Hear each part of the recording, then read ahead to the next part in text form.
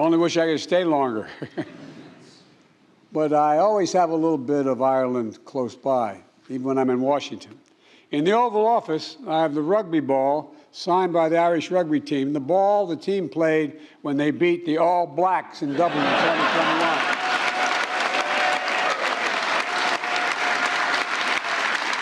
By the way,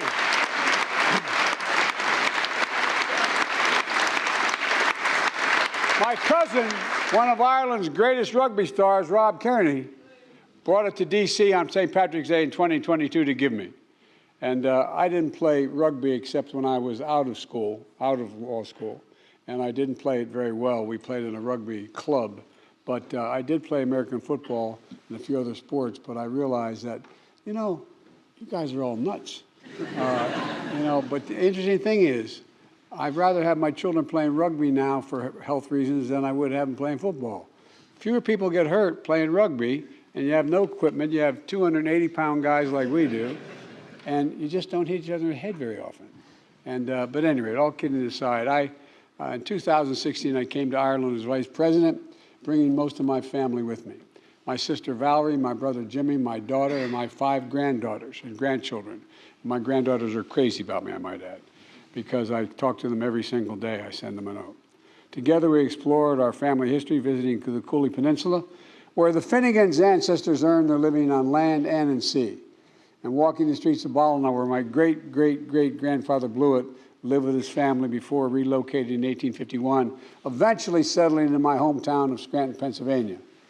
Yesterday, I returned to County Louth, where I toured the Carlingford Castle, likely one of the last glimpses of Ireland my Finnegan ancestors saw as they gazed on their way out in what in those days was referred to as a coffin ship. And they sailed out of Newry in 1850. I wasn't going to say this, but I'll say it anyway. The idea was, I later learned from the Irish Times, they did some little background check, and my good friend Barack Obama, and he is my good friend, his grandfather was a shoemaker like mine, sailed 5 weeks earlier from the same port. The idea they both sailed for a new life and thought their grandchildren, their great-great-grandsons would both be president, I think is really a little bit of Irish malarkey. But it's kind of interesting, isn't it?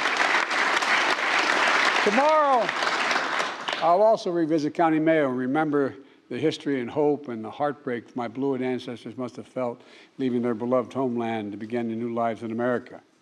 I say all this not to wax poetic about bygone days, but because of the story of my family's journey and those who left and those who stayed is emblematic of the stories of so many Irish and American families.